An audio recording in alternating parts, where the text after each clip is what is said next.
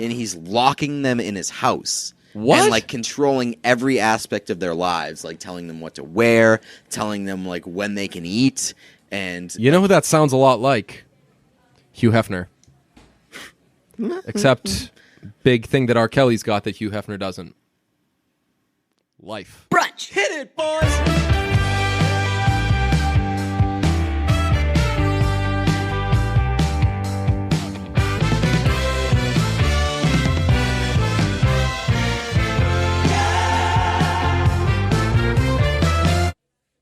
Pete, do you like beef jerky? Yes, I do.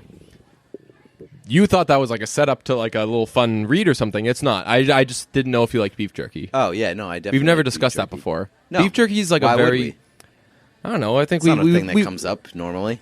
With guys? Yeah, I mean, I feel like that's a stereotype. Generally, Guys you just say something like you want some jerky. And it's usually a joke. It's usually a setup joke about jerking off. Yeah, oh, yeah, that's true. Yeah. Yeah, jerky is just like it's like a very good meal replacement. It is, for sure. For me, beef jerky is always a road trip staple. Yes, yeah. It's always, I'm going to stop at this restaurant, this gas station or this convenience store and load up on some beef jerky. What's your favorite brand of beef jerky? I think I always buy like Jack Link's. Jack Link's is very solid. Jack Link's, though, feels like there are some beef jerky companies I keep saying companies, brands where you rip out a piece of that beef jerky and you legitimately can like delude yourself into thinking I'm holding a fucking piece of steak right now. Jack Link's very much looks like it was put through a processor and fucking smashed out. There is definitely good and bad beef jerky. You ever had Crave? For sure. No, I don't Crave think so. is the hot new fucking thing on the block. It's been around for a few years, and it is better or worse than Devour. It's got a name like Devour, but they position themselves in the non-food you want to fuck kind of way. But I'll beef say jerky this: is not a sexy food. It's not the food you want to fuck, but fuck, it's the food you want. Crave. Wow, that's a promo nice code little brunch. tagline there. But I will say, beef jerky outrageously expensive. I know, and like nobody's ever done anything about it. You would think that at some point all the guys would be like, "All right, we're not fucking buying this shit unless you make this $2." It's a hot time for protest. Yeah. We should protest the price of beef jerky. Yes, we should do that. Because I mean, I don't know how much it should cost. It shouldn't cost $7. That must be the biggest ripoff in America. That's why they have us by the balls. Because do you know how much it's supposed to cost? Nope. But it shouldn't be that much. And nothing that you can buy at a gas station should cost more than like $5. Yeah. Other than gas. How much do cigarettes cost? A lot, because they kill you. Whenever I find out, it costs your heart. Yes. Whenever I Costs find you your out, life. I'm reminded like 2 or 3 times a year how much cigarettes cost, and I forget, which is why I need to keep being reminded. But every time I'm reminded of it, I'm like, holy fuck, how can you afford to smoke more than once? That's what I was gonna say. Like, how does any chain smokers must be rich people? Yeah. Rich. I know. How do you afford anything else? Drug people, is weed cheaper than cigarettes? Might be. I would imagine so. I feel like for weed people, a purchase of weed goes further, has more mileage than chain smokers buying cigarettes. Because if I say a cigarette box, a box of say cigarettes. a cigarette box, a little yeah. I'm trying to think of like funny like words. a carton is like the full thing. A cigarette, a tasting of cigarettes. Yes. I keep thinking of sample. box. Shit. What's a good way? A platter. A cigarette baggie. A platter of cigarettes. Yes, those cost $10. You go through that in a day, supposedly? Yeah, so that's the thing. I bet you $10 of marijuana could last me 90 days. You are smoking like one leaf at a time, or like one little tiny thing at a time. Yeah, just like a little. We're not drug guys, but the thing where you get screwed there is like cigarette people. Smoking cigarettes doesn't take you doesn't really hinder your ability to do anything. For cigarette people, that lets you focus on something. That's not true. You know what cigarettes hinders your ability to do? Live. Smell good. That's very true, and live. But like you basically like smoke a cigarette to function. I know. And as like a weed person, if you smoke weed, you do it to not function usually. Huh, that's wild. So you're not ripping marijuana cigarettes. Yeah. That's such an old person term. Marijuana cigarettes. What's your favorite name for marijuana? Pot. Pot's a good one. Yeah. I love whenever I do smoke weed. Pot's like old school. I'll say I'll be like, oh, we were smoking pot? smoking pot last night. Yeah, that's how it's just like a real OG. Yeah. It's like casual, but also I realize that I'm kind of cool. And it's by a bringing cool it back. way of letting people know, like, that guy doesn't smoke weed because Right. he just called it smoking pot. My favorite is jazz cigarettes. Jazz cigarettes. Have you ever heard that before? No. Yeah, a joint is called a jazz cigarette. That's which kinda just is totally That's super fitting and perfect. Pot, yeah, pot's... That's like, if you say to somebody you want to get jazzed, that's kind of dope. Ooh, that's kind of fun because I'm always jazzed about one thing or another, but... Jazz hand. Yeah, but to mix some drugs into it, no, that's some that's some jazz fusion, man. Pot's a good one though because it sounds like trouble. It sounds like somebody doesn't like that you're doing it. Like you get yelled at for doing pot. Right. It's like it makes me think of You smoking pot? It makes me think of the pot episode of Saved by the Bell, where they're doing all the the people come to do the anti-pot commercial, and then this episode, this is going to be a classic example of me just not remembering it well and very confidently telling you it's this, and everyone has seen this episode before, so they're going to fucking hate me. But these people come to shoot basically like the DARE program type thing, anti-pot PSA, and they're like, hey, where are the hot children in this school? Oh, Zach and Kelly and all them. All right, they're going to do it with us. So they come to shoot this commercial, and then it's like, all right, cut. And the guy right away is like, fucking sparks up a doobie. And they're like, wait, what's that? And he's like, it's just pot. Relax. And they're like, but you're telling people not to smoke pot. And he's like, dude, everybody smokes pot. Which, when you're watching that as a kid, you're like, no, only bad people do. And you fucking grow up and you find out everybody's smoking pot. Yeah. It's 2017 and like everybody is still smoking pot. That was a weird realization because I was one of the, I tried pot in middle school, and I was one of those I don't smoke pot kids.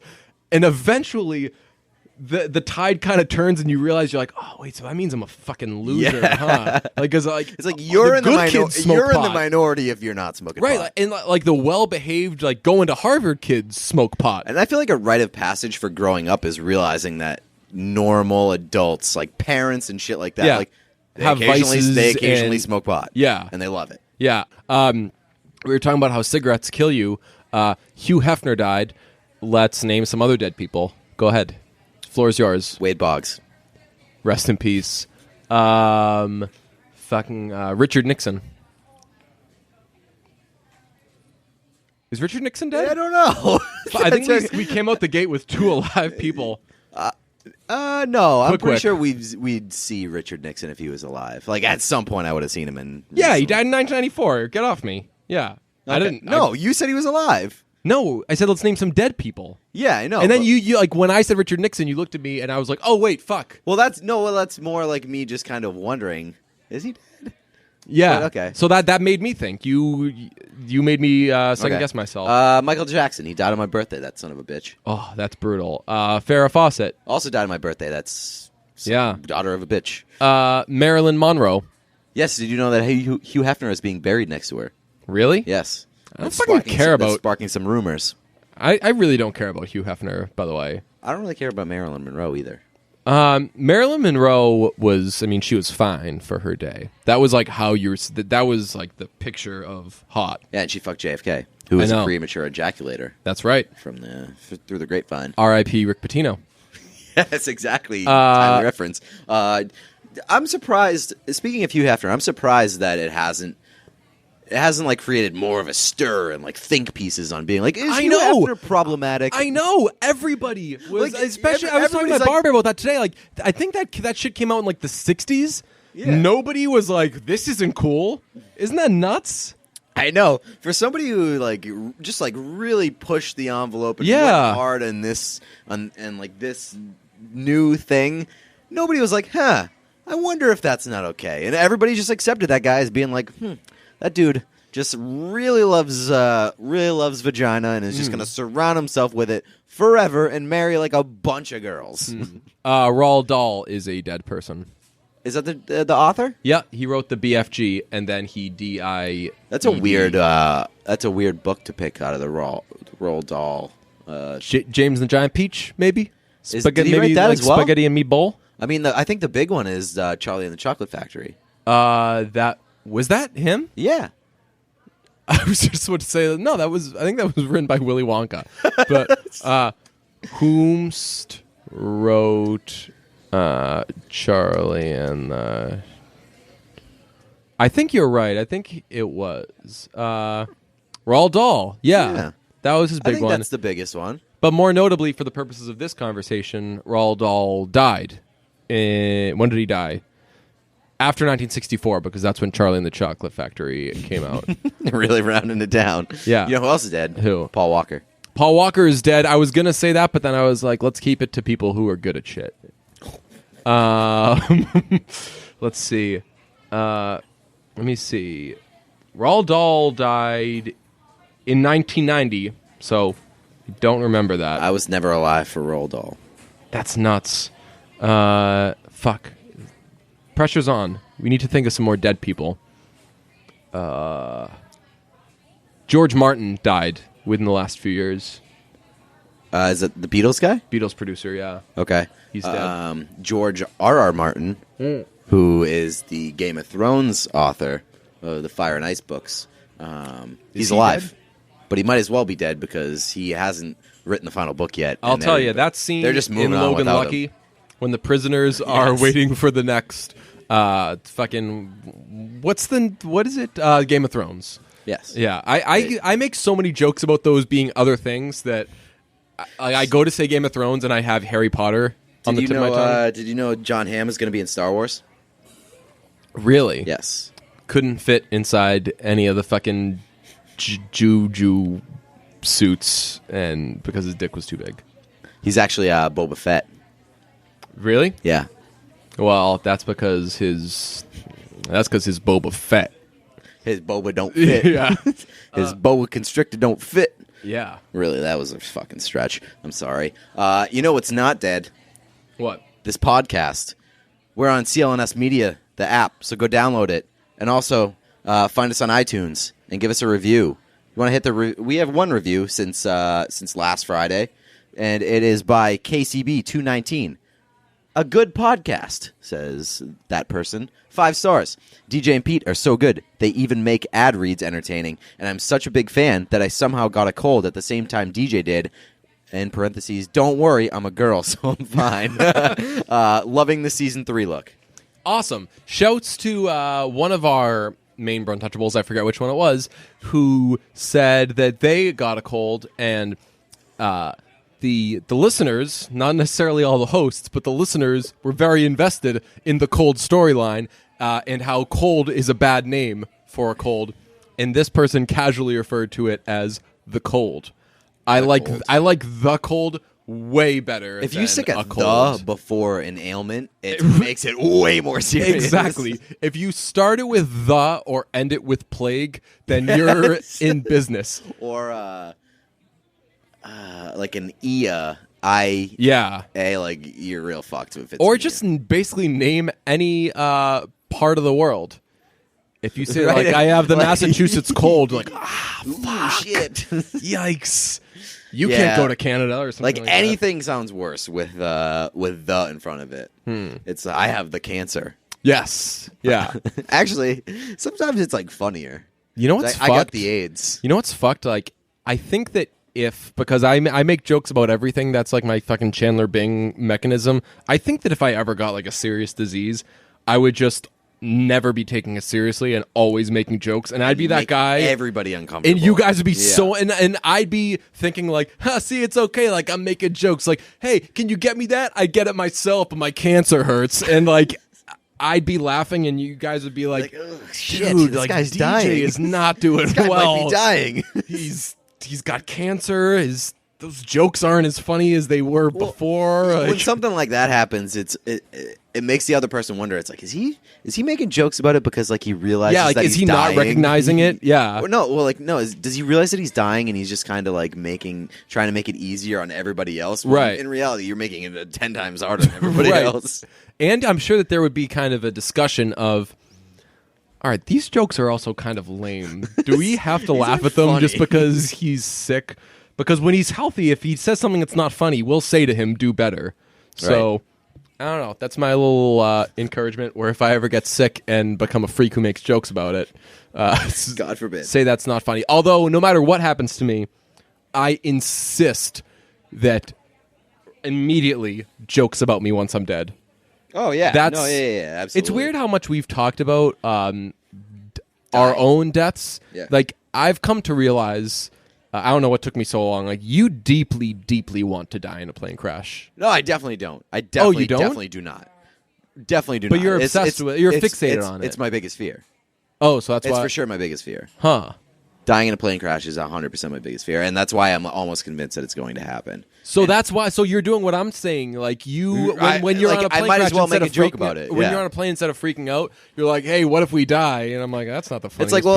It's like, if I tweet "what goes up must come down" every time I get on a plane. If the plane is going down, at least I can like think to myself, "Well, this is going to be hilarious on Twitter for a bunch of people." Yeah, that's. I guess. It's still really fucking weird. So I do 2 podcasts. I do the Section 10 podcast. I had a nice discussion with Berg this week about dying in a plane crash. He is not afraid of it.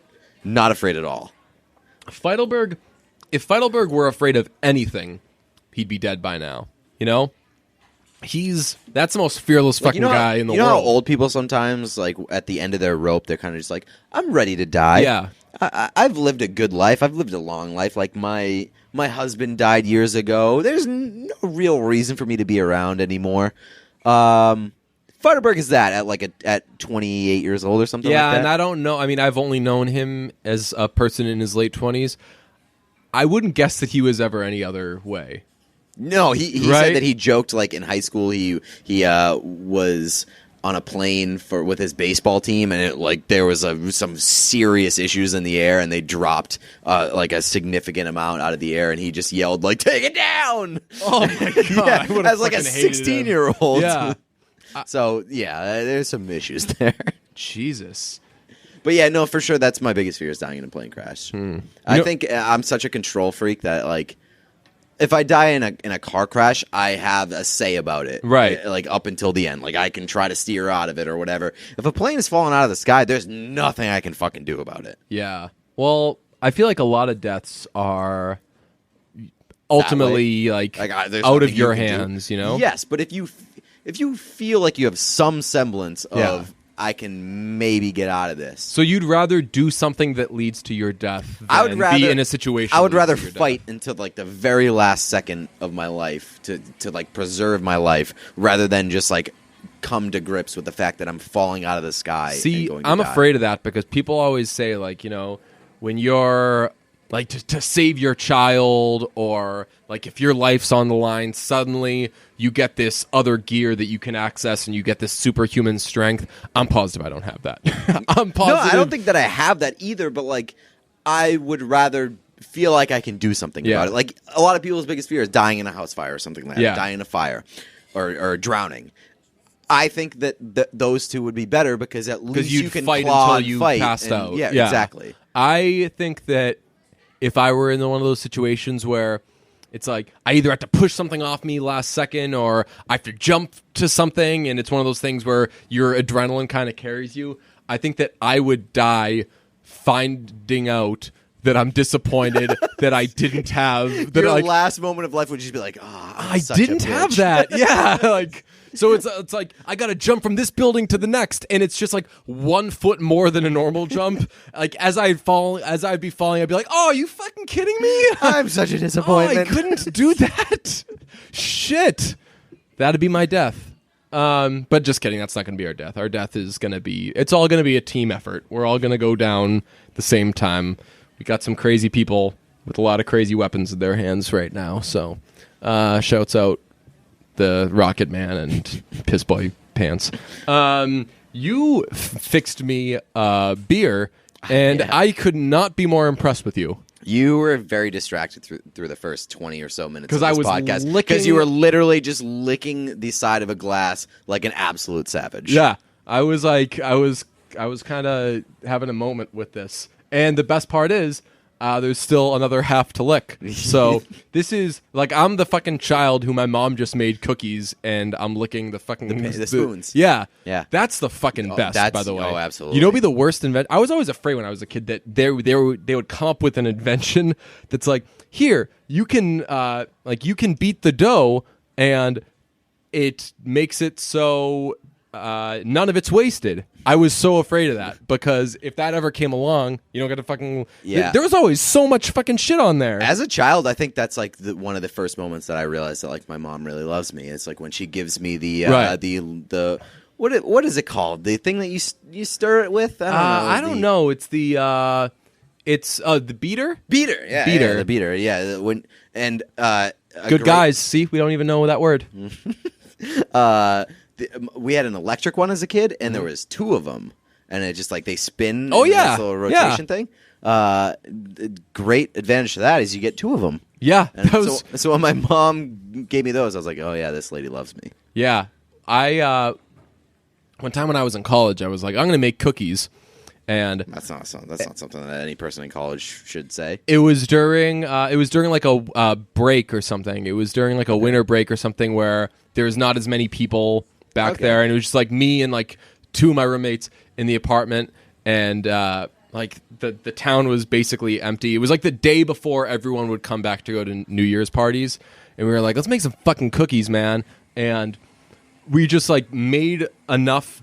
It was basically like a child got to have their say in how their mom made cookies, because it would be use all the batter you normally use, except leave like a third of it in the bowl for licking purposes, and then only make like 4 cookies. Just make like fucking huge ass cookies. I respect that move. Yeah, we did that. It was awesome. Nice. It was a rad time. But yeah, you fixed me a beer of a Shipyard Pumpkin, promo code brunch, and you said, would you like the fixins? And I was like, fuck you, you don't have the fixins. And you were proved very Tell wrong. them what you did. You were proved very wrong, because that is one of the things that, like, if I was a homemaker, this would be my specialty. Yeah. It's, you do the nice little salt and sugar rim around the old glass. Listen for the to Italian Pete go. It's, you just squirt a little caramel onto a plate. You spread it out a little bit, and then you dip the glass rim. You twist it a little bit, get a nice little caramel base, and then you stick it in cinnamon sugar in a different plate or whatever, or just like a separate portion of the plate, and you get a nice little cinnamon sugar rim. It is. It's you cannot drink a pumpkin head without the cinnamon sugar rim. Yeah, that's true. It's such a small little luxury that goes absolutely just so far. It's like a Corona with lime. If you're drinking a Corona without a lime, it's why even fucking bother? Yeah. Corona is like a real shit beer. Yeah. Unless you stick a lime in it. Do you know what my trick is? You get Ben & Jerry's The Tonight Dough and eat it down like a third. Fill the rest with Cinnamon Toast Crunch. I've said that literally 100 times. No, I'm telling you, like I've said that I've definitely 1,000. heard that before, but that sounds unbelievable. I wanted us to make a cookbook. I think we discussed this with Randy. Oh yeah, I think we did. discussed it like off the podcast though, like where we would make a cookbook where it's just things like that, where it's so you take this and add this to it. Yes. No, I think that was on the podcast. Oh really? Yeah. Yeah, I think that.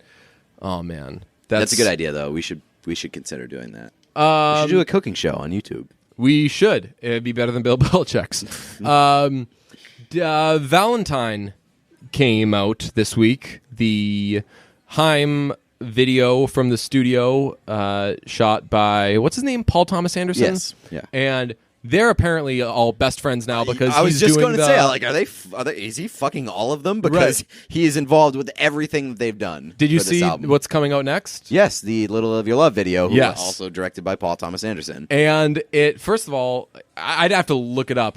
I don't think he's like a music video guy. No, he's like a film. Right, that's what I'm saying. Like, he's too big for that shit. You're right, and he just loves them, apparently. Yeah. Well, he was one of... Yeah, you told this story before. Like, he was introduced to them by, like, a mutual friend? No, he was... I think her name's Donna Haim. The matriarch of the Haim family was an art teacher. Oh, right, and yeah, she yeah. had him as a student. Oh, yeah, right, And then, right, yeah. years down the road, he was like, "Oh, yo, I had your mom," and she apparently would always talk about That's what him. I say to people a lot of the times. Yeah, I had but she your would mom, say bro. she'd be like, "Oh yeah, my former student Paul does a lot of cool things now," and it was Paul Thomas Anderson. Yeah. I'm not too familiar with his work. I don't know. I just movies he's know. done. Have you seen Boogie Nights? Nope.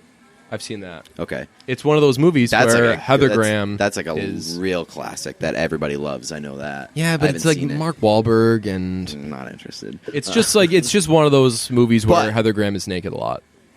I'm interested. Yeah. No. But I will say, I like the feel of everything that he's done for them. It's yeah, a lot of, and it's right up. It fits them so. yes, so yes, well. for sure. And a little of your love video looks a little goofy. I'm kind of into it, It seems like a lot of roller skating going on. and a lot of face porn. Yes, yeah. So I'm into it.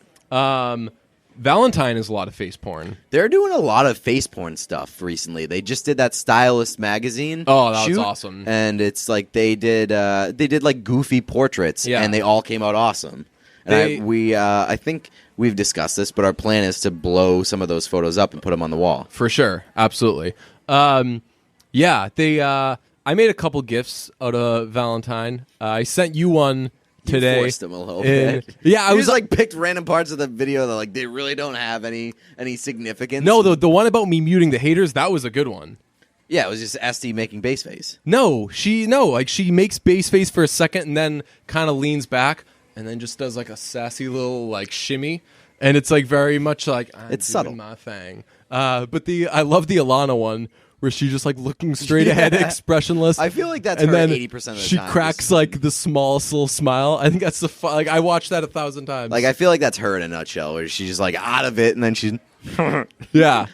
I still fucking love. Speaking of Valentine, I'm so glad that they started off with the exact same thing as the Right Now video, Yeah. where it's her doing that stupid fucking voice. Sorry, I was waiting for action. Yeah. Sorry, I was waiting for action. The best part about that is you know how on if you watch a full performance on YouTube, someone will comment with all the times at the start of each song. Yeah. So someone did that for this, and the comments were it was 10 seconds. Sorry, I was waiting for action. awesome. 13 seconds right now. That's awesome. 4 minutes. That's how you fucking do it. Yes. And just all the Who was that's how you That's fucking, definitely is that SD, Yeah, yeah. that's for sure what I thought. I don't think either of them has ever said a swear in their life, or any of the other ones has yeah, said a the swear other in their two, life. right. No, I could see SD has yelled "Put it in me" about 10 times per concert I've seen them. So you want to know my Valentine experience? Yes. I opened the YouTube window on my computer, and so my setup in my office is I have 2 full extra screens, and then monitors. and then my laptop. So I put it on one of the screens, and sometimes when I do that, it's just the browser window just gets lost, and I can't find it. Yeah. It's just completely hidden, but it plays the audio. So I watched 3 minutes of Valentine. And it was basically the Right Now video. And then the window just disappeared, and the audio just kept playing. And so I just listened to the full album. Yeah. And then it auto-played from there, and it just auto-played basically Haim's entire discography. That's awesome. And I just listened to it all day. That's sick. Yeah, that was my Valentine experience. I just listened to Haim all day. I used to do that. My buddy Miles, one time, I remember we were just hanging out watching basketball at his apartment, and the games weren't on yet or whatever, and he was like, "Hey, you want to just eat some pizza and put on some Haim music videos?" And he just searched Haim on YouTube, clicked on what had just come out. If I Could Change Your Mind, that video had just come out. So we just had that on in the background, chilling, drinking some beers, eating some za, getting ready to watch some basketball, and just a lot of Haim music videos going on. That is the ultimate. That's Have you watched their music videos? No, I'm not. Their a music big- videos are very. You want to know the only Haim music video I've seen other than Right Now? Is what? Old 45s by Cormio. Oh, really? Yeah. Well, I'll say so. all their music videos are awesome. Don't Save Me is they're just kind of chilling, shooting hoops. That's kind of a weird one. You've seen Want You Back, where they're walking down the street and dancing. Haven't seen it. Oh, that's a good one. But the best one is If I Could Change Your Mind. It's choreographed by the person who choreographed Are You That Somebody by Aaliyah.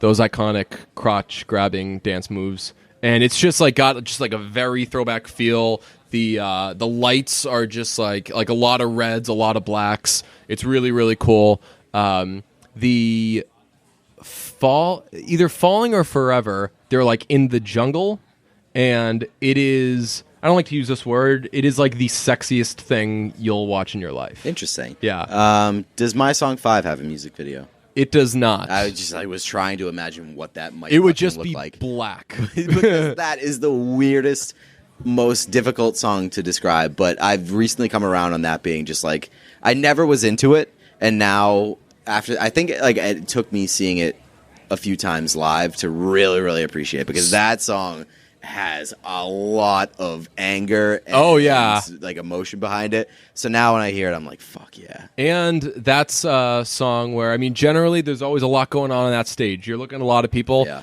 That song, you cannot take your eyes off of Alana Haim. Yeah. Because she's just fucking crushing the drums, and she is like feeling every fucking emotion. And also, that's a song that you love to just play to explain to people why it's called My Song 5, because that's an amazing reason for why it's called beats doing stuff for the sake of explaining something to someone. Everybody else hates that. Right, but everybody hates so that. fucking Yes. good. Oh. The reaction is never what you want it to be when you just explain something to somebody.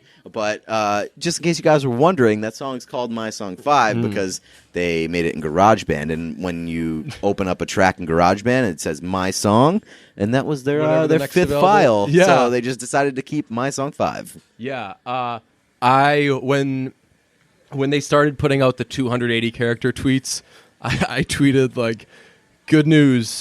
Twitter says I can have 280 characters, but I can only use it to explain specific parts of songs to you guys, which is like the most annoying fucking thing someone can do. Yes. And but anyway, in Valentine, the performance of Something to Tell You is the greatest fucking thing in the world. I've watched that over and over again. So did you end up actually watching that? No, I don't think I've watched it. So Danielle, I just ended up listening to Something to Tell You all the way through. But that's not the. But it was a very valuable experience because, what I forget like my exact feelings on that album when it came out, but I was like, yeah, this is good, but like it's not great. Like I felt like there was a little bit something left to be desired. Yeah, no, that album's awesome. I know. And a lot of people criticized it when it came out. Yeah, that album's awesome. But so that was shot when it was while they were recording. So like a lot of those songs like weren't finished. So okay. So right, yeah, because I remember Nothing's Wrong.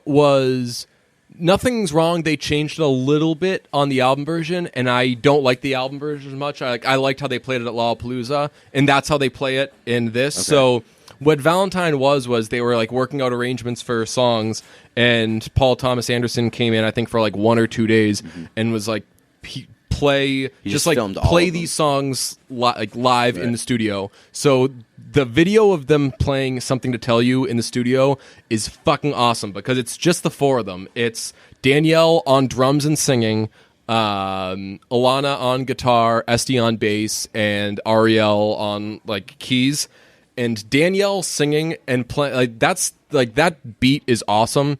Danielle singing and playing that beat at the same time is so much cooler than ever watching like Phil Collins or Levon Helm or any of those guys playing drums and singing at the same time, because she's such a fucking badass drummer.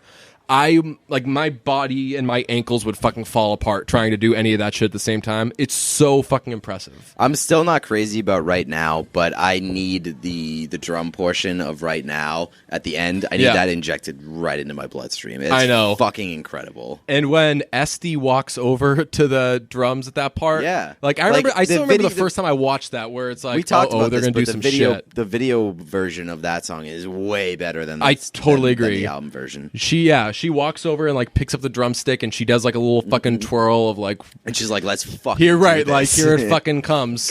Hold on to your fucking nuts. Right, exactly. SD Haim time.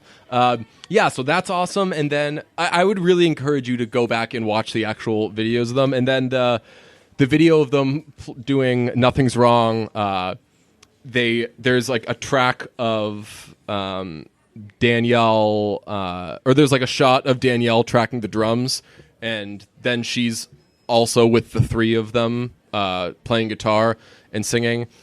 And it's just really fun, cool. I forget what what other song they do on there. I think it just might be those three songs. I don't know. Where are you at with your relationship with SD Haim on Twitter at this point? So it's not yet out of my head. I'm not like breathing easy regarding is this tweet gonna get me unfollowed? Is this retweet gonna get me unfollowed? It's not out of your head yet? I feel like No. you're firing from the hip a little bit. I'm still doing those things that are going to get me unfollowed, but I'm thinking I bet these are going to get me unfollowed. Yeah, It hasn't. So it hasn't yet. she has not unfollowed me. She has, however, made. I've noticed like she has followed some more people, and her follower count has It's changed. fluctuated. Right. So that's a very good sign. So she's active. Yeah, because it means that she's been on Twitter. Right. And She's probably seen your shit. probably And hasn't cut the cord. and has not been like, fuck this. So, I don't know. Somebody, I didn't appreciate it. A Bruntouchable tweeted like, God, SD Haim is so hot at DJ Bean. God, like at Jizzy McGuire is so hot at DJ Bean. I was like, dude, no! yeah, Like, right. Play cool, man. that's Fuck. like That's like a middle school movie. It's like, yeah, when someone walks up behind the girl that you're talking to, yeah, you're like, "Ugh." yeah, and you're like, shut the fuck up, man. Yeah. Don't ruin this for me. Fuck, man. Trying to Play get it cool. followed. Yeah, man. Yeah, here's what could be a cool move, though. And this is I shouldn't even say this on the podcast because if a fucking Bruntouchable ruins it, God, I'm gonna fucking like I will nuke Strangle Brunch. you. I will say This like, shit is done. right. I'm gonna be like, all right, Brunch is dead until the responsible party solves this. You get me SD back now. What is it? Like you tweet some shit at SD or something, or you do something that gets on SD's that gets the SD eyes on it. So Yeah. she sees, what's this Pete guy? Clicks on his profile, one follower you follow, DJ, and she's like, oh, you know what? I think I trust this DJ guy. I'm gonna follow Pete. Next thing you know, one of us fucking tweets something in response to Lonzo. Lonzo clicks, who the fuck's this guy? And she's like, oh, 2 followers you follow. Yes. And then it's like, all right, so everyone I basically know follows this guy. I guess I got to follow him. Next thing you know, fucking... We're having Thanksgiving dinner with the Haim family. Yes, exactly. Love it. Yeah.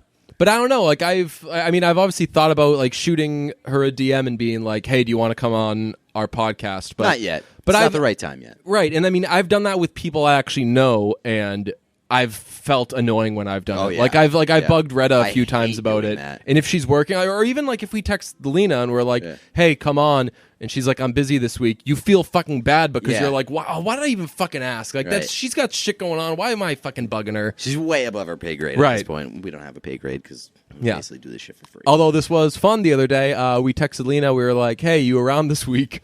And she said, "We said that we wanted to record Thursday." She said, "I'm writing Thursday," and we responded saying, "Thank you. We would love a couple of roles." I said, "I would love to play someone named Keith. Also, could Pete please have a role named Keith?" And I said, please name me Keith Jr. Yes. So I can be DJ's son. And your lines can be something like, "Oh, don't call me like Mr. or like Mr. Johnson is my father. I'm Keith." And then I walk in and I'm like, "Hello, I'm Keith." And they're like, "Well, we don't know what to call anyone in here." I like to think that's the type of stuff that Lena's writing. That's That's not the shit that wins you Emmys. that's the kind of Emmy winning stuff that she's writing. That just reminds me of in in This Is the End. I reference that movie way too much. I think I've only watched it all the way through like once. I've watched like the first 20 minutes of This Is the End like 600 times. TJ's podcast movie rankings are like Saw number 1, This Is the End number 2. Yeah, classic cinema. I've watched the first half hour of This Is the End probably 6 times, and anymore, just not for me. But when they're at the party and Jason Segel's talking to Kevin Hart and he's telling him this idea for a show that he's been like workshopping. You know what I'm talking about? I don't remember this. I should watch This Is the End again. He's like, well, all I remember from the beginning of that movie, the party scene, is Rihanna. Oh yeah, slapping Michael Cera in the face. He grabs her ass and she like that's. The viewer fucking feels that slap. Yeah, and it's just like the idea of Michael Cera ever trying to hit on Rihanna, who would absolutely fucking body him in the sack. Well, it's like he's not hitting on Rihanna; he's sexually assaulting Rihanna. Right. But even just like the thought of Michael Cera even trying to handle Rihanna is a laughable concept. Yeah. So Jason Segel's talking to Kevin Hart, and he's like, you know, it's like one of those things where the wife walks in and she's like, "What happened to the cake? What happened to the birthday cake?" And I turn around, you know, I've got some like frosting on my face, and I'm like, "What birthday cake? It's my birthday," you know. And like Kevin Hart's like cracking up, and he's like, it's like that type of thing, like that kind of lame humor of like, "Is everyone in here named Keith?" I think that'd be a good show. So, Lena, write that shit. We're not trying to tell tales outside of school, but Lena's working on something where we're going to play a couple of guys named Keiths. Zac Efron, Heat Check, long overdue. He did something with people called, or Vogue, some shit like that, called 73 Questions with Zac Efron. And it is a 9-minute video where someone just follows him through his home with the camera, asking him question after question after question, and it's a big walk and talk thing. And man, if you need a fucking prescription by the end for fucking antibiotics because of the douche chills it gives you. Really? It is so fucking not good. Oh no. You sent me the link and I was like, well, this is Friday's episode, and then I just never got around to watching it. Yeah, it's like I said, it's 9. So is it douche chills because the questions are bad, or is it because... Whole presentation, and there's a ton of Google product placement. He does a lot of like he starts to cook out and he's like, hold on a second, Google play cookout playlist. God. Zac Efron does not need to be doing that shit. Right, he's Zac Efron. The biggest takeaway is the question was, if you could guest star on any TV show, what would it be? And he said he did like a turnaround, pointed at. He did a lot of like turning around and pointing when giving his answer. Can I guess? What? Go for it. Ballers. Stranger Things. Ooh, okay. I think he actually said "or Ballers." No Yeah, way. I think he may have. That seems right up his alley. Yeah. If Entourage was still on TV, Zac Efron seems like he would be a huge Entourage guy. Zac Efron would be the guy who like offered to go on Entourage for free, and Entourage was like, "We're actually all full this season." Zac Efron. Way. We need to squeeze fucking Drew Brees in one more time. Absolutely not. Zac Efron would absolutely have like a battle with Vince about over a girl. Yeah, there was one funny part of it where I actually gave Zac Efron some credit. One of the questions they had was one funny part in a 9-minute video. Yeah, cool, man. Nice. One of the questions was, what was it like kissing Dwayne Johnson in Baywatch? And he was like, oh, it was great. And then later on, a question was, if you could do a love scene with anybody, who would it be? And he answered Johnson. Like very quickly. He was like, Dwayne Johnson. Finish what we started. That's awesome. Yeah, so that was kind of cool. But nice. My big takeaway from it is there is no one else like him who so much has it all and can't so little, and like nobody is envious of him in any way. No. Like, has anybody ever said like, oh man, I wish I had Zac Efron's hair or anything like that?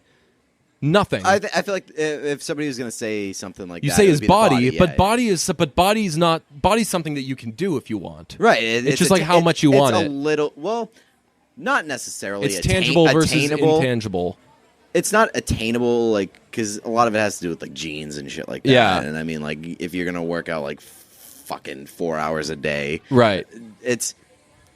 But like, if you wanted to be in shape, you could be in shape. Yeah. You could be like a hot guy with a body, like Zac Efron's a hot Right. guy with a body. But I've never heard anyone say, I was thinking more like, I wish I could dress like Zac Efron. Nothing like that. I was thinking, yeah, right. Certainly don't I want was his thinking- personality. I was thinking more along the lines, like, if I could, if I wish I could be like Zac Efron in terms of like a career or whatever. Like, that guy still doesn't even know if he wants to be Zac Efron. He's still trying to figure it out on the fly. I know. He's got, man, from what they were showing at his I don't know house. if that guy's ever going to put it together. But he doesn't really. I mean, he's Nickelback. He's gonna be in the picture. he's liked. And what? He's liked. Yeah, that's true. But Nickelback is. Yeah, I know what you're saying because Nickelback is, like, people will popular go because on people record love of hating saying them. yeah. But like they have a lot of fans. If they go on tour, they're gonna sell out some. Yeah, but I feel like place. Zac Efron isn't hated. Yeah, Like, nobody really. he's more judged than hated. He's Yeah, more- exactly, yeah. exactly. Like, he's not like a punching bag. Right. But yeah, I was just watching it and I was like, just the way he talks, he does a lot of the thing where he's talking this way and then he gets like this. And you're like, that's not how a voice works. Yeah, I feel like there's a little part of Zac Efron that is like insecure. Oh yeah, he's certainly trying to be like the cool bro. And that's Like, not a cool so thing he- anymore. he Like you'd doesn't rather be the nerd. He doesn't have what Miles Teller has in terms of like just a effortless kind of cool Yeah. to him. Like Miles Teller, it never really feels like he forces. Miles Teller is big time love it or leave it. Exactly. And he He's like, could this not is- give one shit if you exactly. don't. He's you like, know? this is who I am. Like, I realize it might come off as douchey or whatever, but like, whatever. Sorry, man. Like, Yeah. can't please everybody. Right. And he's happy. The people that he is pleasing, he's happy he's got those people. Yes. I just always go back to the fucking blonde hair thing. When everyone was shitting on him, Yeah, and he he was just just fucking like- posted a picture of him and his girlfriend with blonde hair. He's like, I fuck this. So, Yeah. like, suck one. Miles Teller's awesome. Yeah. That's a good and needed Zac Efron heat check that we haven't had in a while. I know. We really haven't in a minute. Let us do Songs. Songs. I have songs. This is one of the few times that I've just like come prepared to a podcast. Do you know Jake Bugg? No. Why? Did he say something about me? What? I said, why did he say something about me? No. I like to do that. Jake Bugg is the lightning bolt. Sound of a lightning bolt. Oh, Cause I get a million hugs, 10,000 that's lightning Owl bugs. City. That's the Postal Service guy. Yeah. The Postal Service guy? Yeah. I don't think that's him. Yes. Yeah. No, the Postal Service guy is the Death Cab for Cutie guy. Postal Service is the Death Cab for Cutie guy and the Owl City guy. That's not the same guy, is it? Yeah. No, I think he just sounds exactly like him. And see, I typed in Owl City Postal Service, and the next thing on autocomplete is same guy. It's not. Owl City is one guy named Adam Young, who is not the guy from Death Cab for Cutie. Oh shit! Really? So I knew that it He was just Ben sa- Gibbard and somebody else. Yeah. I thought that. I thought it was the other guy. Ben Gibbard just he sounds just like the Owl City guy. Oh. Wow. Ben Gibbard's cool. Ben Gibbard was married to Zooey Deschanel. Yes, I do know that. until she divorced him. Yes. Because they got a divorce. Which, that was like my first red flag for Zooey Deschanel. It's like, how do Oh you- no, I love that. I love because Zooey Deschanel is the type because she's obviously so old fashioned that if she would be a divorced person in the '60s, and that wasn't fashionable. Oh, I mean, like, I definitely... She'd be like June Carter. I definitely see Zooey Deschanel as like a young divorced person. Yeah, But love it. I judge her more for divorcing the guy from Death Cab for Cutie because Ben Gibbard seems like a real cool guy. Nobody has no person could have as much as many attributes as Zooey Deschanel, like overall points. So like from personality, looks, talent, all that thing. For me, like if everything's on a scale of 100, I think looks wise, just her cuteness is so through the roof that I think that she's like 170 out of 100 because she just fucking breaks the cute scale. I have two big red flags against Zooey Deschanel. It's that, the Ben Gibbard thing, and also like her relationship with her sister, who she never acknowledges. Her sister is also quite nice. Yes. Even though she was in Bones, which is fuck that show. Get the heck out of here. So my Jake Bugg is like he's a The guy he from Owl burst City. onto the scene as an English singer songwriter at like 18 years old, and he has like a really old sound. And I think Lightning Bolt was like the big thing that propelled him onto the scene, which is a great song, but not the one I'm adding. You're adding the one that you did with Carly Rae Jepsen. Fuck you. He's not the Owl City guy. But Postal Service is Ben Gibbard. fuck you. I'm just gonna throw this out there. That Good Time. Is that what it's called? Good Yeah. Time. Pretty good song. Awesome I like that song. Yeah, Dude, I'm on board with fucking every... that song is a very steer into the skid thing. Like, Yeah. they're going to be like, this song is like a piece of shit, but And we're going to make it... From day one, I was on board with Call Me Maybe. Oh, yeah, Like, same, yeah. She's fucking awesome. Like, she's turned herself into somebody that you can take seriously. Yeah. But, like, I was cool with Carly Rae Right, yeah. Jepsen, I'm like, and she you was, just want to like, a do that joke, shit. Yeah. And she still does sometimes. Like, I really, really like you. That shit's trying to be Call Me Maybe. She'll... what's the boys one? Boy Problems. Yes. I love that one. Yeah, you do. Yeah, that song sucks. Carly Rae Jepsen is the definition of I'll be your Doug. I'll be a Doug? I'll be your Doug. I don't know what that is. From The Hangover. Yeah. When it's like, oh, you think that I'm like this, like stupid, like yeah, it's stupid... like I can be whatever you fucking need me to be, and I'm gonna Yeah, right. kill it no matter how I do it. The funniest part about that is that like Call Me Maybe was released when Carly Rae Jepsen was like 30. I years know old. that was so I was a big time driving that This Is Weird train. Yes. Like I feel like as I Everybody get was like, oh, this like young girl might have a chance to make Yeah. it. It's like, well, yeah, well, like she's she's got like 2 gonna years have to have retire kids. in like a year. Yeah, would you say she's got 2 years left to have kids? Yes. Oh my God. So I'm on anyway, board with that line. yeah. I'm adding Me and You by Jake Bugg. That song is really good, and it reminds me of Van Morrison, which I don't think this has ever come up on the podcast, but I am a huge Van Morrison guy. What did you add? You added like Brown Eyed Girl or some shit. No, I week. definitely What'd you didn't add? add that. You added fucking you added CCR. Yeah, and that would like really caught you by surprise. Yeah, that got some. I mean, you cannot talk shit about me liking Van Morrison. Van Morrison somehow, to me, feels still underrated. Oh no, I mean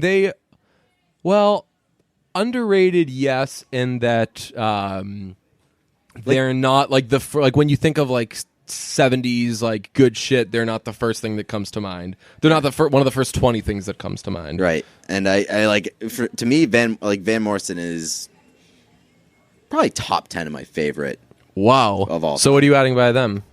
That's a good, nice little. I mean, I don't. How did you know that I was going to add something by them? Because I didn't bring up Van Morrison. Because I said the Me and You by Jake Bugg reminds me of Van Morrison. Okay. But I am adding Van Morrison. I'm adding Come Running.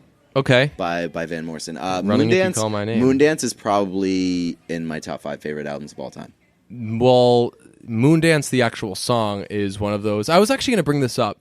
There are a lot of songs that are overplayed. Like universally played. But every now and then when you hear it, like it just hits you right, and you're like, "Fuck, that is such a good song." I heard "Creep" today by Radiohead. Okay, and I was like, "Fuck, that is it rips off the Pixies, but it is such a fucking good song." So "Come Running" isn't like my favorite song on Moondance. There are probably like 3 or 4 that I like better than that, but they're recognized as just being like some of Van Morrison's greatest songs. So it's to me it'd feel like a cliche to add them. Yeah. But "Come Running" is it's a deep cut that I really, really love. Like Moondance is recognized for being a great song. Into the Mystic is unbelievable. Crazy Love is another one that gets played a ton, especially if you go to weddings. Yeah. I'm gonna add "Come Running" because I love that deep cut. And 3, very much a switch up from the previous 2. "Killing in the Name of" by Rage Against the Machine. I had a long conversation. I stayed after I was doing Boston Sports Tonight last week, and I stayed.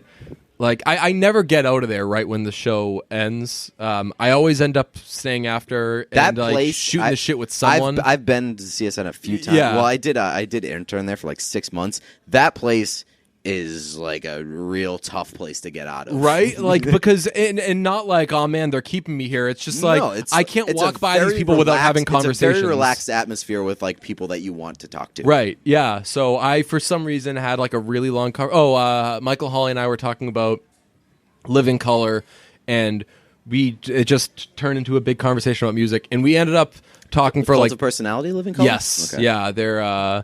They're one of Michael Hawley's favorite bands, and they're if you haven't listened to their other stuff, they're really good. They were just like too proficient for their own good. They were like the shit that they wrote and the shit that they played was so fucking good and unheard of that I think the reason why they don't go down, obviously they're like known as like the world a wasn't great ready band for them. Right, yeah, honestly, because like people's like your ears cannot process how much they like literally solved the riddle of music.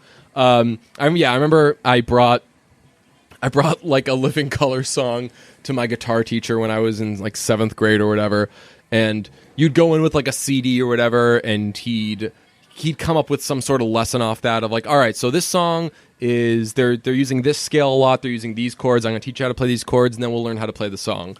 And I brought in a song by Living Color. It might have been Cult of Personality, and I wanted to learn how to play the Cult of Personality solo, and he was just like, I can't teach you this. And he just like gave it back to me. He was like, pick something else. You're not going to be able to do this. So they were fucking awesome. But we ended up just having like a really long conversation about Rage Against the Machine. And because he was like, what's your favorite Rage Against the Machine album? And my answer to that is actually Battle of Los Angeles. Yeah, same. Yeah, because that was the Rage Against the Machine album for me. Like my favorite Foo Fighters album, even though it's not their best album, my favorite Foo Fighters album is There's Nothing Left to Lose, because that was when like I was a young kid and the Foo Fighters were a big popular band. But I'd just kind of known them from existing. You know, like I knew Everlong and I knew songs like that, but I'd never experienced I Can't Wait for the new Foo Fighters album to come out. And that first one was There's Nothing Left to Lose, and it had Learn to Fly and Breakout and all that shit. So that's why I was into that. And I had the same experience with Rage Against the Machine. Like, everyone just like knew Rage Against the Machine, and like if you had friends with older brothers, they were always playing like People of the Sun and Killing the Name of and stuff. And Battle of Los Angeles was the kind of first time that you're aware of them and waiting for new shit to come out. And when that hit came you out, with Guerrilla Radio, yeah, and exactly, like, coming your dick off all over the place. Totally. I think Guerrilla Radio is like one of my favorite songs of all time. Yeah, it's just fucking unbelievable. Yeah, when that song comes in. Yeah, and as is often the case with Rage Against the Machine, like just like the back end of that song just fucking puts you in a coma. Killing in the Name of is like great like example of those, of that. Yeah, one of those where it's like as that song goes on, you're just like ready to run through a brick wall by the end of it. It fucking takes you to just a whole nother fucking place. I had a long car ride this week, and that's kind of where that came up. It's like I gloriously fell into a Rage Against the Machine hole where I listened to it the entire way, and I just like. I thought I was going to get in an accident because I was just way too fired up behind the wheel of the car. Well, it actually worked because I was tired at the end of doing that show, and I hadn't drank coffee late in it because I was like, if I fucking drink coffee, then I'm never going to sleep. So I was a little tired, had to drive home, and Holly and I were both like, man, like I'm going to fucking listen to Rage Against the Machine now on the way back. And Holly was like, what's that one with like the bass intro? And then Zach just starts fucking screaming, and I was like, calm like a bomb. That song is fucking awesome. The Feel the Funk, blah, and it gets fucking huge. God, love it. So that's, like, I'm glad that we're on the same page regarding Battle of Los Angeles. No, it's, Bulls on Parade. Yeah. They have a live version where, like, it's a minute of just from setup. Mexico City. No, this one was Los Angeles. Okay. The one that I'm talking about. There's, like, a minute of setup, but when that fucking song comes in... Yeah. When that song comes in, like, in the studio version, it's huge. Right. But, like, when there's a minute of setup and you're, like, they just amp up the anticipation... And then it hits you, it's just fucking crazy. Yeah, they're fucking great. And, like, for all the crazy shit that they were doing at that time, then they have, like, Sleep Now in the Fire, which is just like it's like a fucking blues song. They're just so fucking For all the crazy good. shit that they did back then when, like, Bush was president. Yeah. For them not to be a band and be active with Zac right now, I know, it's with such a all the fucking shit that's shame. happening, Yeah. is like we're being robbed of art. Were you like around for when they broke up? No, That was a fucking. So I experienced. I was. Well, I mean, I was obviously around, but I wasn't. But invested. I experienced like two of those biggies when I was super into these bands, and that was Rage Against the Machine breaking up and Jason Newsted leaving Metallica. In both times, it was like a fuck. Like this, I need this shit though. You For know, me, that was Blink-182. Yeah. So it's like shit like that. That was. Yeah, when I remember it was at the MTV Video Music Awards or Movie Awards or something, and Timmy C like climbed up on this big fucking structure, and he was like rocking on it. And the next day, Zac was like, "Oh yeah, we're for sure not a band anymore," or whatever. And it was like, "Oh, fucking kill me." And then Audio Slave was so fucking good for that one album. Right. Chris Cornell, also a dead person.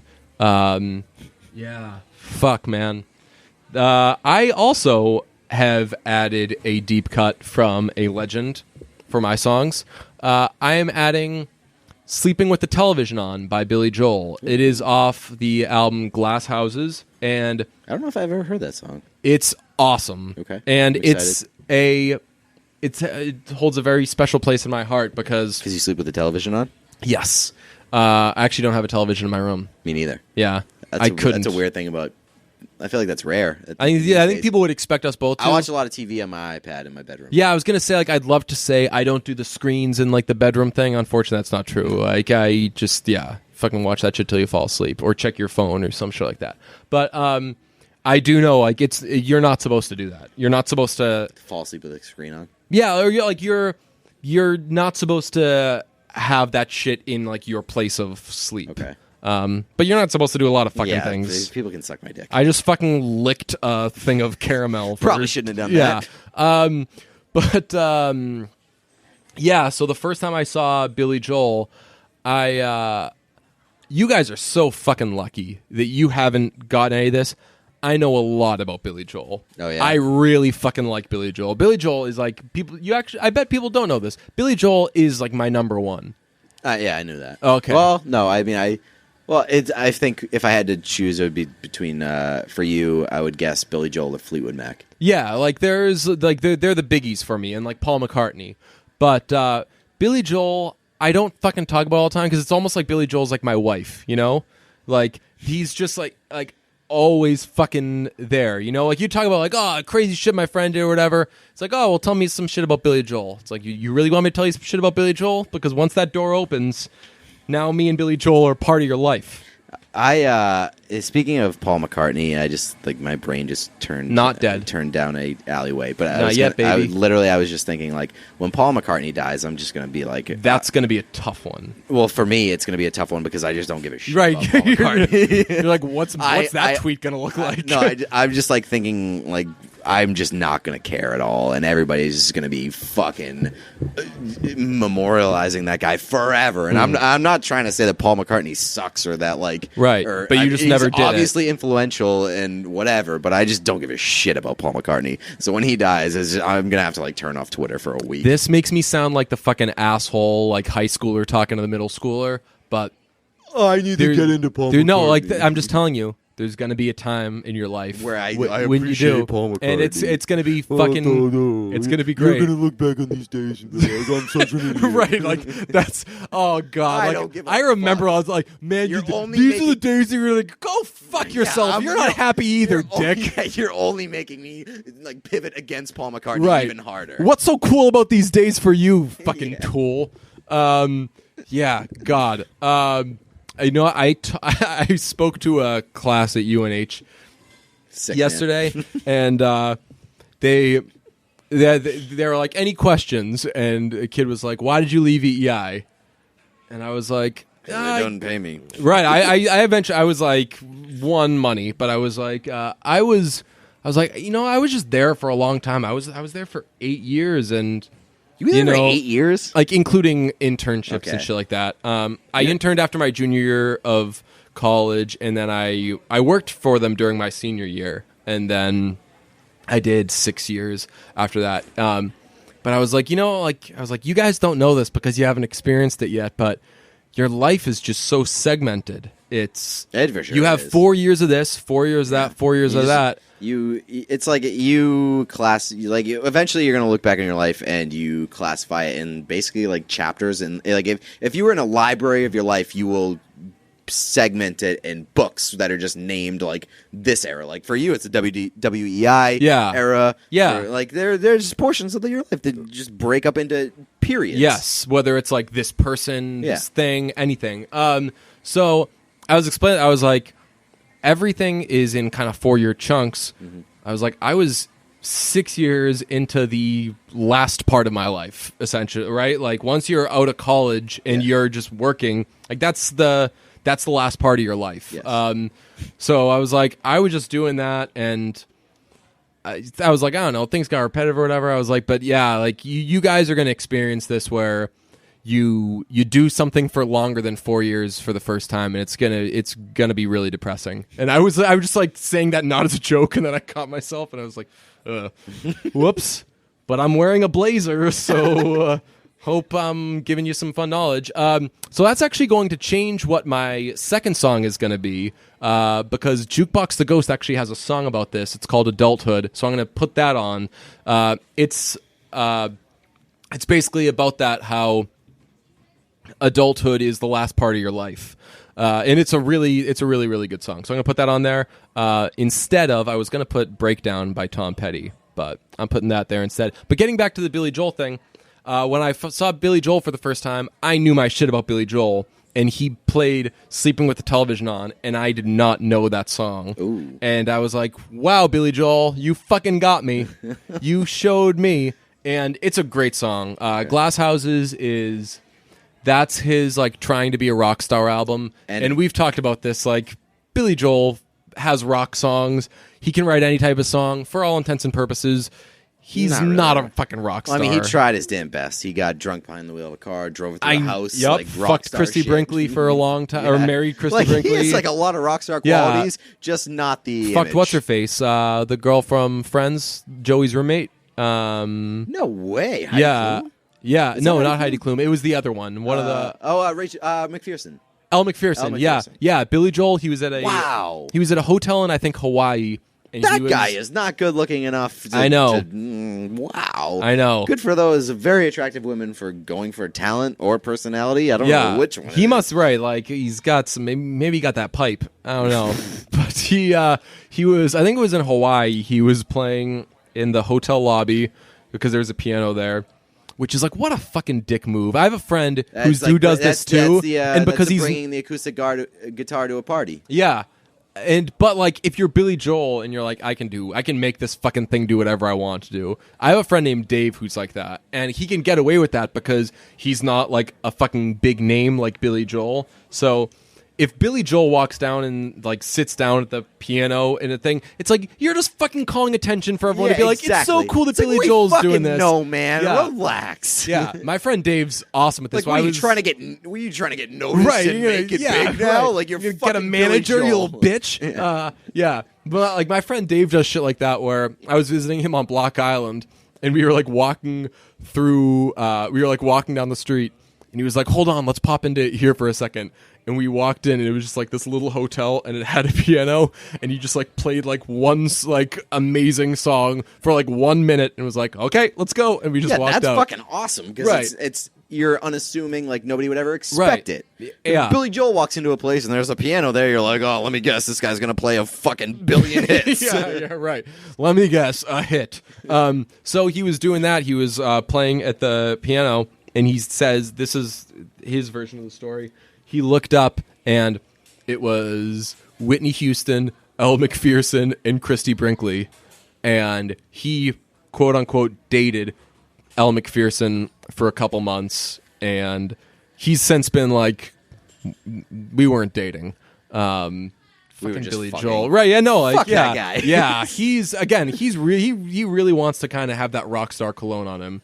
Which, again, if you fucked Elle McPherson for 2 months, he could be a fucking dentist, and if you fucked Elle McPherson for 2 months, you're the a rock greatest. star. You're the greatest dentist in the world. No, but like no matter what your profession is, if like you could be a garbage yeah, man. you are technically a rock star. Yeah, so I always wonder. I'm like, did anything happen with Whitney Houston too? Because I know, because you got 2 of the 3. that is Might a as well go fearsome. for 100. That is a fearsome. Well, it's also like when that happens, it's like if you're in college and like somebody that you know or you sleep with like 2 people out of like a triple in a dorm, you're like, well, I gotta go for the 3rd just to like knock off the entire room.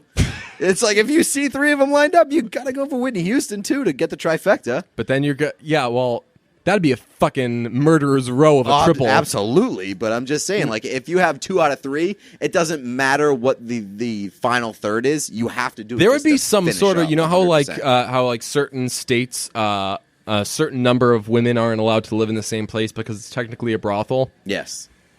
I think that like if you got to a college dorm and like a forced triple happens to be Christy Brinkley, Elle McPherson, and Whitney Houston, people would be like, That's not fair. Well, what's going on here? This is not fair. How the fuck did this happen? Like, the 3 hottest people on the continent filing are all complaints. going to the same Yes. college, and we're forced to live in the same room? How the heck did this happen? There'd be a lot of complaints in the RA's inbox. She'd be like, I can't focus on anything. You have 3 of the hottest people on earth just living under the same People roof. would just be like walking by, like fucking falling, tripping over themselves, getting written up for being drunk when they weren't even drunk. That hallway would just be a flood of semen. Yeah, God. Yeah, God bless those fucking those shower drains. It would not be. Gross. Yeah. Yeah, Billy Joel played. Third song or no? Yeah, third song is a little ditty by R. Kelly Diane? called "I Believe I Can Fly." Oh no way! Yeah. Why? I'm seeing a bunch of friends this weekend. I'm very and against the last time, any R. Kelly support. Oh nah, dude. I'm not supporting R. Kelly. I'm saying Listen, man. fucking John Lennon rule, man. If I could find some shit that Van Morrison did. Yeah, but Billy Joel drove drunk. Okay, but like Not that any of those things okay, are. I would be on your side if this was like pre R. Kelly keeping women prisoners. I mean, you know that story, Wait, right? I just know about the pee. No, man, you got some catching up to do. There's some shit that happened in like the past year. Really? Yeah, like R. Kelly is literally basically recruiting young, aspiring singers, like 17. Aaliyah's. Yeah, basically 17, 18 years old, and he's locking them in his house. What? And like controlling every aspect of their lives, like telling them what to wear, telling them like when they can eat, and You know who that sounds a lot like? Hugh Hefner.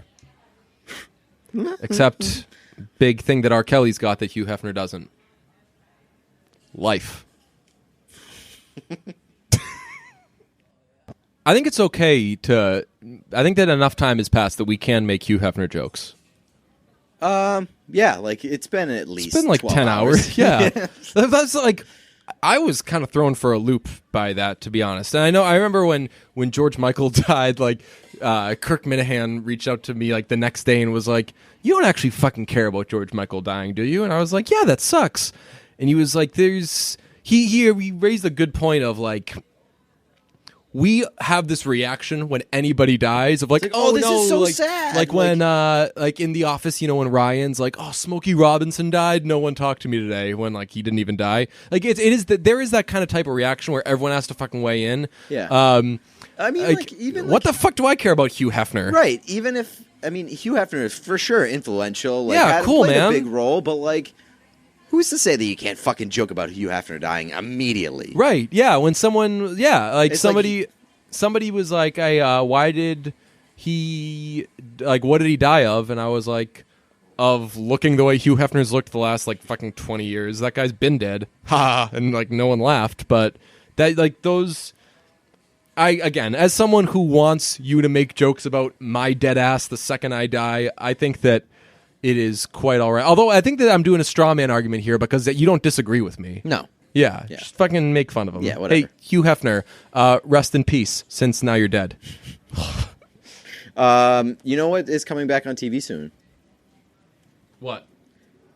a little show called Will and Grace. Yes. Did you watch Will and Grace when it was on TV? A little bit, not a ton. It was all Friends all the time in those days. Also, has that show come back on yet? Like, I'm not I don't know. sure. I think it may have actually come back right today, which is Thursday. Oh, yeah, it's today. Yeah. Actually, So here's the thing. I don't know much of how she looks now, but Deborah Messing Fox is a hot ass lady. Fox. Yeah, right? Also, Megan Mullally is also a pretty. Oh yeah, and attractive Megan Mullally back in the Will and Grace days was like a lot of like va va voom type of stuff. Yeah, and you know what? She has a lot of cool points because she's married to Nick Offerman. She's funny. Yeah, like since that's come out, like her marriage with Nick Offerman has shown a lot of light on who she is as a person. Yeah, and she's cool as fuck. And who he is as a person. You know, like the fact that they're married to each other, boosts them both into this fucking stratosphere. They there's not a lot of people like point to the fact that they are couples goals, but they for sure are. Like they bang multiple times a day. Yeah, they smoke a ton of weed. Yeah. I love them. And they're the couple who they talk about their sex life a lot, and when they do, it's not uncomfortable, you know? Yeah. Like when Like I'm sure like you've had the friend that's like it's not douchey. Right, exactly, where like they'll like tell a war story and you're like, "Oh my god, all anyone wants is free to fucking stop talking." Detail or anything. Right. You're just like, we just bang. But right, and you're like, this is delightful. Yeah. Yeah, Nick Offerman will like post a video where he's like putting on his underwear in bed and you're like, "Well, they definitely just had sex." Also, it's weird that none of the people in that show which went off the air almost 20 years ago ever did anything else? Well, that and I mean, Will didn't do anything else. Did he? Yeah, no, I don't think so. Sean Hayes has always just kind of been there, right? But I was going to say none of them look a day older than the day that show went up. So that's the thing. I haven't looked. I feel like Deborah Messing's hair or something's different with Deborah Messing's hair. She may have dyed it a darker. I'm sure she did something in the last 20 years. Yeah, has it been 20 years? Yeah, the last episode was 1998. Wow. Fuck. That is wild. I'll say this. I think I tweeted this. I had forgotten. I'm very incorrect. That must be when it went on the air. The first episode was 1998. Yeah, I'm very sorry. It's been... I was like, there's no way a fucking 4-year-old me thought... It's been 11 years. 10-year-old me thought that Megan Mullally was hot. It's been 11 years. Yeah. So. That makes more sense. I had forgotten what Heat that theme song is. I don't even know what it is. Oh,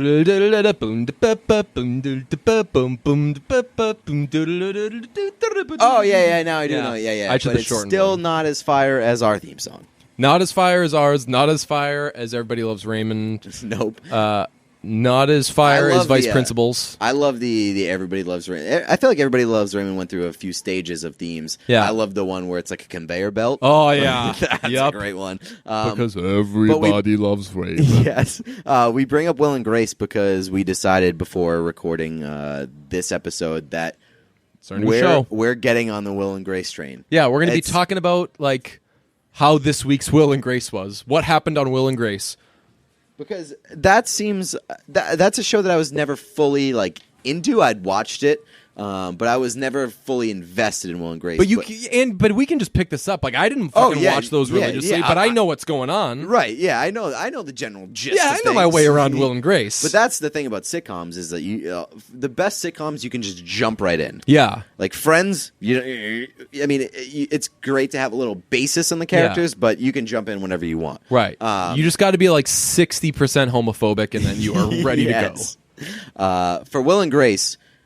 There's no show on TV that is more on brand.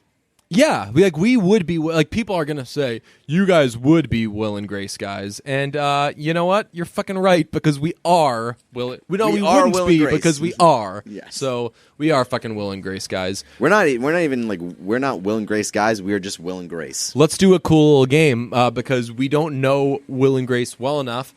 Let's pick our favorite Will and Grace characters right now. And then see how that changes throughout the show. We can do a fucking Will and Grace fantasy league where we pick characters, and that's kind of who we have. You get first pick. I'm 100% picking Jack. Oh, Jack's really awesome. Because all I remember from that entire series, the only thing that I remember is his catchphrase, which is, just Jack. Oh, and he does just the Jack. hand thing. Yeah. And yeah, so like that's like his intangibles for me. That's on his draft sheet, and nice. that's like what's selling me on number Yeah, one. that test overall pick. that jumps off the page. I'm going to pick Cher because Cher was in an episode, and maybe she's back in the picture. Who knows? I think she's a dead person. No, that's Sonny Bono. No, I think dead. they're both dead. Cher's not dead. She's dead. No. I know that she's not. I know that she's. I not would, you, dead, but like I wasn't positive that she was alive. That's like a Wade Boggs dead. Yeah. Yeah. It's that kind of joke where it's like I need to Google this. Right. You were on your way to Like Google it. that's like if you need to Google. I thought she'd been dead. Rajon Right, Rondo. right. I thought he'd been retired. Yeah. It's like if you need to Google it, they might as well be fucking dead. Yeah. So I'm gonna take Cher in case she comes back. Now, who's your next pick? Well, see, you have to pick one of the big four. I know that's the thing. Like I'm trying to force You're giving you, me the first two picks of this draft, but I don't want to pick between Will and Grace. I want to be the Bruins at number 2 in the 2010 draft. Although that's not the case because I think the Bruins, if they could pick first, would have picked Taylor Hall. But that's the thing is. But like I want. But that's the thing is like now that I have the pick of the 3. Mm-hmm. I don't think that I want to pick either Will or Grace, and I feel like one of us should have to have Will or Grace. But you can't have fucking Jack and Karen because then it's like having Turtle and Drama. That's you need to have that's a Vince exactly or what I'm saying. So you Okay. have to pick one of the How about this? Okay, new do-over. Your pick still counts, but if you take Jack, then that automatically it gives means you that I Karen. get Karen, Okay. right? And if you take Will, it means that I get So now you're Grace. making me pick between Will or Grace. So no, so you no. So you pick Jack, Yes. meaning you can't get Karen. Now, so I'm going to end up with Karen, and now I have my pick, and I'll pick between Will and Grace. Okay, cool. And I always kind of liked Will because I like this. I like this dynamic. You Right. you have to have Will because now we get male Will's and like female. Will's like Each of us gets like Yeah. a man and woman. Will's like the gay version of me, and that he's a gay man who, at least of those times, He the thing defies was, a stereotype. right? Exactly.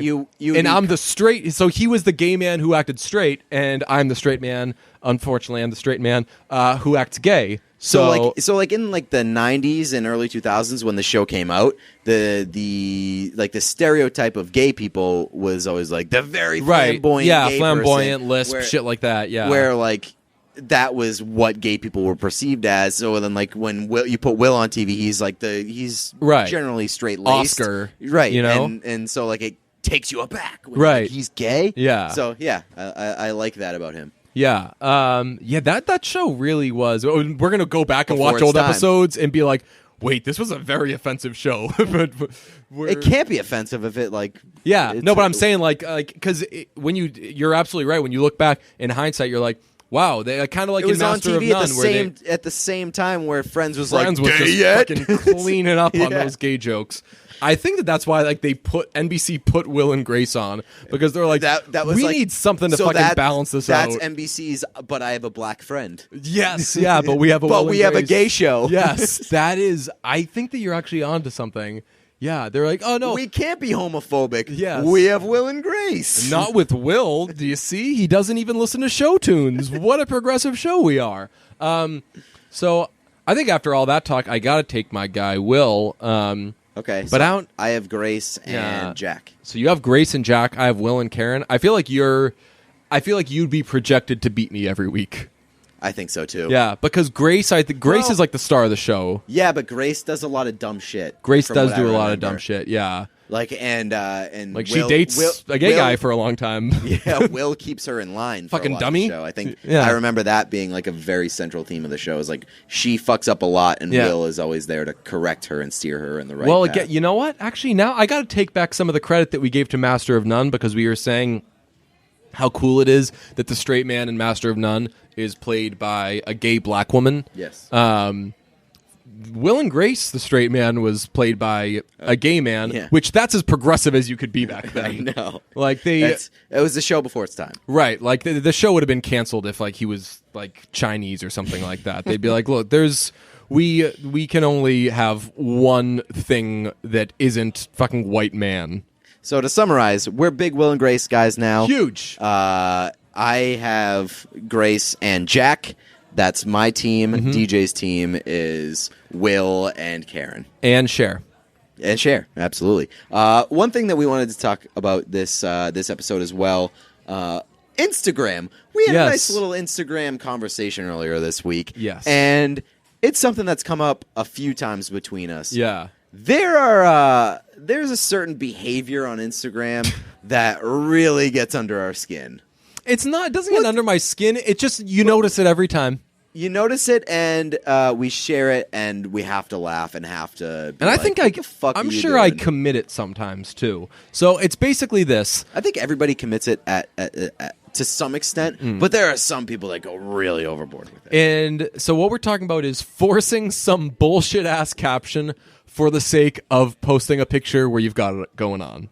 Yeah, and so without naming any names, it'd be like if Pete got like a professionally done like shot of him and posted it with like, give me pizza. It would be like me doing like a shirtless photo shoot where like I just like pose sexily and like do like a crotch grab and be like, I'm just trying to ooze sex right now, and then like I have a thinking face on, and then I upload the Instagram.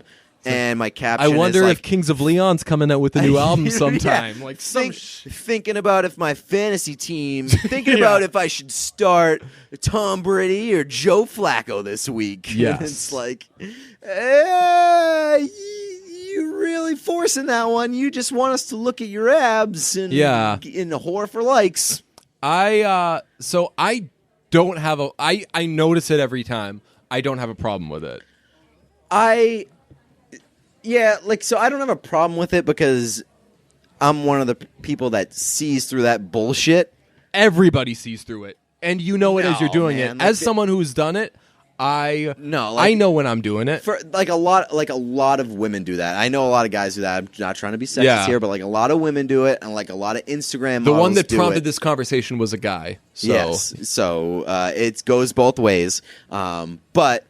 Like the thing that makes me mad about it is that like guys. So I'll be sexist here, but in the opposite direction that it usually goes, guys. Oh, is this going to be the first time that we've objectified a guy on this podcast? No, guys on Instagram, for the most part, are very boner. Yeah. Like they'll like anything with like a little bit of cleavage. But again, see that's the difference between you and me. If you know me and I follow you, and I haven't liked everything you've posted, then we've got some sort of problem. Like that means our relationship isn't good. Because I seriously like fucking everything. I don't. I follow something like 200 people, and if I know you, I'm gonna like every single thing. But like I'm saying in general. Why don't you like everything? In Instagram, there's no fucking. It's free. Yeah, I don't know. It doesn't go against your fucking score. I'm a dick. Yeah. I don't know what it is, but I'm just a dick. I just don't like anybody's pictures. But like, look at guys' behaviors on Instagram. Generally, guys' behaviors on Instagram, they'll just go down and like, oh, hot girl, like, and like, so like they don't even pay attention to captions for the most part. Yeah. So like, I feel like guys just don't read the captions. Yeah. And then they'll look at the pictures and just like it. And when I see a caption that like doesn't really have anything to do with the photo, I'm for sure not liking it. Definitely. And 2 weeks, you're not going to like anything from them no matter what. Yeah, it's like I'm putting you in Instagram jail for how stupid your fucking caption is. I will say this. I like so much that I'm a like first, ask questions later. So I'll like a picture and it will be like, thinking about happier times before my grandma died. Please don't like this because it'll just remind me of how dead she is. And I'm like, fire from the hip. I liked it. And deal with the repercussions later. Like, I liked it and commented with 3 crying laughing emojis. Whoopsie daisy. Yeah, like, and also on the flip side of that, like, I will gain a shitload of respect for you if you come up with great Instagram captions, because that's one of the hardest things in the world to do. Because I understand where these people are coming from, where they're just trying to make up bullshit captions because they like a photo of themselves. That's why I said, to an extent, everyone does it. Everyone sees a good picture of themselves and like, I'm going to put this on Instagram because I really that's like all the way Instagram is. Exactly, Like it's you're just people beating themselves off. If you don't put, if I don't know what the goal of Instagram is, I just use it because it's fucking stimulating. It's something to fucking look at. But as far as running your own account, if you want to get likes and things like that, you have to post pictures of yourself. Yeah, because those are the only things that get likes. Perform the best, right? Your pictures of yourself, because that's what Instagram is. It's just everybody's narcissistic self. So I've got no fucking problem. I mean, if you're gonna post a picture of your fucking baby, I'm like, I don't know that fucking baby. Get that shit off my feed. Exactly, get that shit out of here. I don't follow you for your goddamn baby. Yeah, show me yourself. Again, I don't have a problem with it. I just, if you're not good at it, I'm not gonna support you. If you're not good at it, I'm not going to support you. If you are good at finding bullshit captions, if you're good at that shit, I give you all the respect in the world because everybody's trying to do that. Everybody's trying to come up with an excuse and a reason to post a good picture of themselves. And if you can spin it and come up with a good caption and be creative and be witty to have to formulate a reason to put that out there, all the power to you. This is going to surprise you a lot. So I was a little unapologetically vain one time on Instagram. So that's what I do. I'm just like, I know what we're all doing. We all know what we're doing. If you address it, that's the best thing in the world. I was at one of my friends was in town. We'd gone out, met a bunch of old friends, got together, had a great time. Next morning, we were out to breakfast. I took a picture of like the mug of the place where we went because it reminded us of old times. Posted that picture, said like old friends, old times, some shit like that. And then I was going through my pictures on my phone, and 3 minutes later, I posted another picture that was of me and that friend from the night before, and it was actually NVM should have posted this one. I had it going on last night. And that's awesome. That's like so like I give you a million more respect points. Yeah, to somebody who just posts something and is like, don't really got. I looked surprisingly good last night. Don't really got a witty caption for this one, but damn, my hair was fucking rocking last night. Rather than somebody who's like, I want like if you want some pizza, right? Yeah, yeah. It's like, dude, shut the fuck up. You're posting this picture because you look good. Yeah, we all know it. Just fucking put it out there. I actually did a weird thing. I posted a picture this week with no caption, and I found that kind of weird.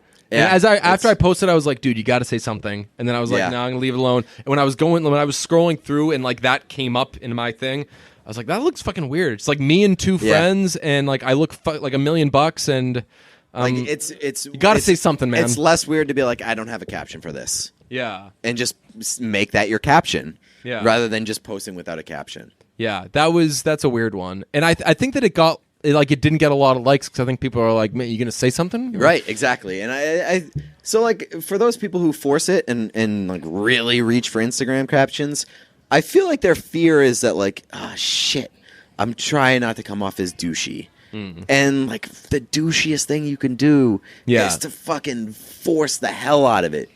Just address it, and you'll come off as less douchey. Yes, don't Efron it. Yes. Hugh Hefner, dead. Follow us on the Seal on Us Radio app. Do that. Promo code brunch on DraftKings. I'm playing. Everybody's playing. He's signing. You're signing. We're all signing. It's so weird that we have to sign off with shit now. It makes it way less original and way less just seriously fucking see play this is what we're doing. We're just addressing it. Addressing the elephant in the room. It's weird that we have to sign off with tags and stuff. I don't think we have to. I think they just say to fucking mention it, right? No, it's Seal on Us. Did I mention? I meant to mention. Sign off. Oh, okay. Bring it in the beginning and in the end. Okay. See, this is what you do. You just put it out there.